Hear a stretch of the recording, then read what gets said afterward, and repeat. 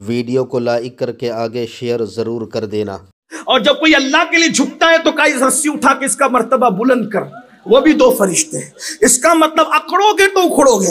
اسلام میں اکڑنے کی اجازت نہیں ہے، یہ مذہب عاجزی والوں کا ہے، انکساری والوں کا۔ اور یاد رکھنا، عبادتیں بھی اس وقت تک قبول نہیں ہے جب تک عاجزی پیدا نہ ہو جائے۔ علامہ شرف الدین یحییٰ منیری لکھتے ہیں اپنی کتاب مکتوبات صدی دو صدی میں کہ اگر پوری کائنات سے اپنے آپ کو حقیر سمجھ اور ایک بندے سے اپنے آپ کو بہتر سمجھ تو ابھی بھی تیرے اندر عاجزی پیدا نہیں ہوئی ہے، تیری عبادتیں ضائع ہو رہی ہیں۔ اس لیے اپنے آپ کو سب سے حقیر سمجھو، خودی بھی ہو لیکن یاد رکھنا بہت خودی بھی ہو تو عاجزی کے ساتھ ہو، انکساری کے ساتھ ہو۔ تو عرض یہ کر رہا تھا، جبریل نے اشارہ کیا عاجزی کیجئے، تو حضرت جبریل کے کہنے پہ میرے آقا نے فرمایا کہ اے اسرافیل، میں عبادت گزار نبی بننا چاہتا ہوں، عبادت گزار نبی بننا چاہتا ہوں۔ تو پھر اس کے بعد وہ آسمان پہ چڑھ گئے حضرت اسرافیل۔ تو میرے آقا علیہ السلام نے کہا جبریل، میں اسرافیل کے متعلق تم سے پوچھنا چاہتا تھا لیکن تم پر یہ ہیبت طاری ہو گئی تو میں پوچھ نہیں سکا، لیکن بتائیں تو صحیح کہ یہ اسرافیل کیسا ہے؟ کہا یا رسول اللہ، جب سے پیدا ہوا ہے خدا کی ہیبت سے کھڑا ہوا ہے اور یہ اس طرف نگاہ بھی نہیں اٹھاتا، اللہ اور اس کے درمیان نور کے 70 پردے ہیں لیکن کبھی اس طرف نہیں دیکھتا۔ اور اس کے بعد عرض کیا کہ یا رسول اللہ صلی اللہ علیہ وآلہ وسلم، جو ہے وہ اسرافیل وہ ہیں جن کی آواز پورے آسمان میں سب سے خوبصورت ہے۔ یہ مؤذن ہے آسمانوں کا جسے اسرافیل کہتے ہیں، سب سے قریب جو ہے وہ مؤذن ہے۔ اور امام کون ہے؟ بیت المعمور کے حضرت میکائیل علیہ السلام۔ اب حضرت میکائیل کا تذکرہ دو جملوں میں کر کے گزرنا چاہتا ہوں، لیکن توجہ کریں کہ جب اسرافیل اپنے انداز میں اللہ کی تسبیح کرتے ہیں تو اس تسبیح کی شان یہ ہے کہ ساتوں آسمانوں پر اور ساتوں زمینوں پر سارے فرشتے اپنی تسبیح روک کر اسرافیل سے تسبیح کو سنتے ہیں۔ یہ حضرت اسرافیل علیہ السلام ہے، آپ نے نام سنا ہوگا لیکن تھوڑا سا اختصار سے تعارف ان کا سنیں۔ یہ اسرافیل علیہ السلام ہے اور یہ اذان پڑھتے ہیں، 12 گھڑی دن میں اذان پڑھتے ہیں، 12 گھڑی رات میں اذان پڑھتے ہیں۔ حالانکہ آسمانوں پر رات نہیں ہوتی لیکن یہ صرف تفہیم کے لیے ہے۔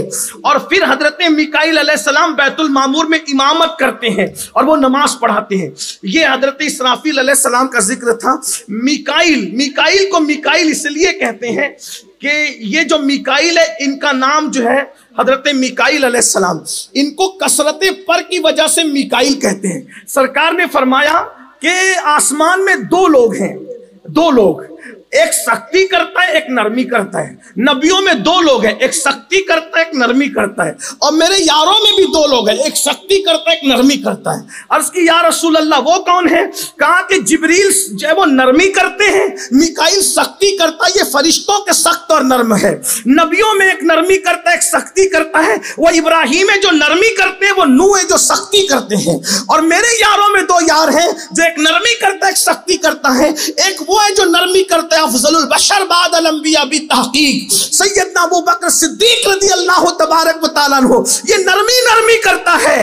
اور وہ میرا دوسرا یار ہے، اللہ اکبر، جس کو دیکھ کر شیطان رستہ بدل دیتا ہے، سیدنا عمر ابن خطاب، وہ اللہ کے معاملے میں سختی کرتا ہے۔ پھر یہ بھی فرمایا میرے دو وزیر زمین پر ہے، دو وزیر آسمانوں میں ہے۔ جو دو وزیر آسمانوں میں ہے، ایک کو جبریل کہتے ہیں ایک کو میکائیل کہتے ہیں، اور جو دو وزیر زمین پر ہے ایک کو صدیق اکبر ابو بکر کہتے ہیں، یعنی عبداللہ ابن عثمان۔ حضرت ابو بکر کا اصل نام کیا ہے؟ عبداللہ ابن عثمان، یہ ان کا اصلی نام ہے حضرت ابو بکر صدیق کا۔ تو یہ زمین کا ایک وزیر ہے، دوسرا عمر ابن خطاب رضی اللہ تعالیٰ فاروق اعظم۔ اب کیا سمجھ میں آیا؟ میرے امام لکھتے ہیں آسمان اور زمین میں دو وزیر کا فلسفہ سمجھ میں آیا کیا؟ کہا جس کی حکومت جہاں تک ہوتی ہے وہاں تک اس کے وزیر بٹھائے جاتے ہیں۔ سرکار فرما رہے ہیں دو وزیر آسمانوں میں ہے دو زمین میں ہے، یعنی ان کی ملک میں زمین بھی دے دی گئی ہے اور آسمان بھی دے دیا گیا ہے، نہیں ان کی ملک میں آسمان کہ زمین نہیں کہ زمان نہیں۔ تو حضور کی حکومت اتنی بڑی ہے۔ اور اب دو لوگوں کا ذکر رہ گیا ہے، ایک حضرت اسرائیل علیہ السلام ہے، یہ موت کا فرشتہ ہے۔ آپ اکثر و بیشتر تقریروں کے اندر حضرت ملک الموت کا ذکر سنتے ہیں۔ ان کی ڈیوٹی موت کی روح قبض کرنے کے لیے دی گئی ہے۔ اللہ نے زمین سے مٹی اٹھانے کا حکم جب دیا تھا تو بہتوں کو بھیجا، حاملان عرش کو بھی بھیجا۔ یہ حاملان عرش بھی فرشتے 4 ہیں، ان کا بھی تھوڑا سا 1 منٹ میں ذکر سن لیں۔ 4 فرشتے حاملان عرش، کیا ہیں یہ لوگ؟ ایک کی شکل بہت بڑے ہیں، پیر تحت السرا میں، زمین کے آخری کونے میں، اور آسمانوں پہ سر لگا ہوا ہے، کندھوں پہ اللہ کا عرش اٹھایا ہے۔ پہلی مرتبہ اللہ کا عرش اٹھایا تو گر گئے تھے، نہیں اٹھا سکے۔ پھر اللہ تبارک و تعالیٰ کی انہوں نے تسبیح کی تو اللہ نے انہیں طاقت دی اللہ کا عرش اٹھانے کی۔ حاملان 4 ہیں، ایک کی شکل جو ہے وہ انسان کی طرح ہے، فرشتہ انسان کی شکل کا ہے، ایک فرشتہ بیل کی طرح ہے، وہ بیل کی شکل کا ہے، ایک فرشتہ گدھ کی شکل کا ہے، ایک فرشتہ شیر کی شکل کا ہے۔ 4 فرشتے، اور قیامت کے دن 8 اٹھائیں گے۔ تو یہ جو 4 حاملان عرش ہیں، تو جو انسان کی شکل میں جو اس نے اٹھایا ہوا ہے وہ فرشتہ ہے، تو اس نے جو کندھا عرش کو لگایا ہوا ہے تو وہ اللہ سے کہتا ہے اللہ انسانوں کو روزی دے، وہ سفارش کرتا ہے انسانوں کی روزی کی۔ جو بیل کی شکل کا فرشتہ ہے وہ اللہ سے کہتا ہے اللہ جانوروں کو روزی دے۔ گدھ کی شکل کا جو فرشتہ ہے وہ کہتا ہے اللہ پرندوں کو روزی دے۔ شیر کی شکل کا جو فرشتہ ہے وہ کہتا ہے اللہ درندوں کو روزی دے۔ وہ چاروں روزی کے لیے سفارش کر رہے ہوتے ہیں۔ اس کا مطلب پرندے، درندے اور جانور تو روزی کی فکر نہیں کرتے، ان کو یقین ہے کہ کوئی سفارش کر رہا ہے، لیکن انسان کو بڑی فکر رہتی ہے جس روزی کے لیے اتنے بڑے لوگ سفارش کریں اس کی فکر میں 8-10 گھنٹے جان گھلاتے ہیں، لیکن جس مغفرت کا ہمارے ساتھ کوئی وعدہ نہیں ہے اس کے لیے ہم کیا کرتے ہیں۔ تو اللہ کے بندو، تو عرض یہ کر رہا تھا اللہ نے حاملین عرش کو بھی بھیجا، لیکن جو گیا واپس ہوا۔ واپس اس لیے ہوا کہ زمین نے کہا اللہ کا واسطہ مٹی نہ لے جائیں، کچھ حصہ جنت میں جائے گا کچھ جہنم میں جائے گا۔ تو وہ فرشتے اللہ کا واسطہ سن کے ایک کے بعد ایک کئی نام میں واپس چلے گئے۔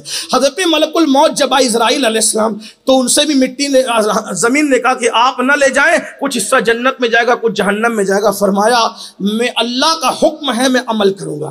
تو اللہ نے فرمایا جب جدا کرنے آپ گئے تھے تو ملانے بھی آپ نے ہی جانا ہے۔ وہ فرشتوں کی وہ حضرت اسرائیل اللہ نے دنیا کو پلیٹ کی طرح ان کے سامنے کر دیا ہے، اور 2 قدموں کے درمیان کائنات ہے، جس کی روح چاہتے ہیں اٹھا لیتے۔ دن میں 3 مرتبہ گھروں میں جھانک کر اعلان کرتے موت کی تیاری کرو میں جلدی آنے والا ہوں، آبادی کو ویرانے میں بدلوں گا، لیکن ہمیں موت کی تیاری نہیں کرنا کیونکہ ہمیں مرنا نہیں ہے۔ ہم تو مال جمع کر رہے ہیں، دولت جمع کر رہے ہیں، عزت جمع کر رہے ہیں، شہرت جمع کر رہے ہیں۔ اللہ کے بندوں مر جانا ہے۔ اینما تکونوا یدرککم الموت ولو کنتم فی بروج مشیدہ، مضبوط قلعوں میں جا کر چھپ جاؤ گے تو بھی موت آ کر کے رہے گی، مرنا ہے، اور سر پہ لٹک رہی ہے موت کی تلوار، تیاری کر لو۔ یہ موت کا فرشتہ کیسے آتا ہے؟ حضرت ابراہیم علیہ السلام کے گھر میں داخل ہوئے مبارکباد دینے کے لیے کہ آپ کو خلیل بنایا اللہ نے۔ ابراہیم علیہ السلام غیرت مند آدمی تھے، کہا کیوں آئے ہو؟ کہا اس گھر کے پروردگار نے بھیجا ہے۔ کہا وہ زیادہ حقدار ہے بھیجنے کا، آپ کون ہیں؟ کہا کہ مجھے اسرائیل کہتے ہیں، مبارکباد دینے آئے ہیں۔ کہا اچھا تو ذرا یہ بتائیے کہ آپ روح کیسے نکالتے؟ کہا آپ نہیں دیکھ سکیں گے۔ کہا بتائیں تو نا۔ تو فرمایا کہ ٹھیک ہے ادھر رخ کرو۔ رخ کیا تو ایسی ڈراؤنی شکل، بے ہوش ہو کے زمین پر آ گئے۔ پھر ہوش میں آئے تو کہا یہ کیسی شکل ہے؟ کہا اس شکل میں کافروں کے پاس جاتا ہوں، اللہ کے غداروں کے پاس جاتا ہوں، یہ شکل ہے۔ کہا اگر ان کو کوئی عذاب نہ بھی دیا جائے تو یہ بہت کافی ہوگا ان کے لیے، کیا شکل ہے تمہاری۔ اس کے بعد مومنوں کے پاس کہا چہرہ پھیرے۔ جب چہرہ پھیرا تو بہت خوبصورت جوان، بڑے حسین جوان۔ تو جب دیکھا تو کہا اگر مومن کو کوئی انعام نہ بھی ملے تیری صورت دیکھ لے تو اس کے لیے کافی ہے۔